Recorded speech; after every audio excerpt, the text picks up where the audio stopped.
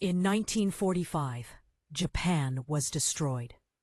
Within 30 years, it was an economic superpower. How did Japan rebuild so fast after the war? Let's uncover the secret. Post-war ruins. After World War II, Japan's cities were in ashes, its economy broken. But instead of revenge, Japan chose reinvention. The U.S. connection.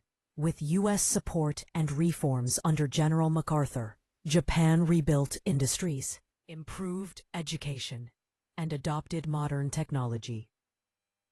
Innovation and discipline.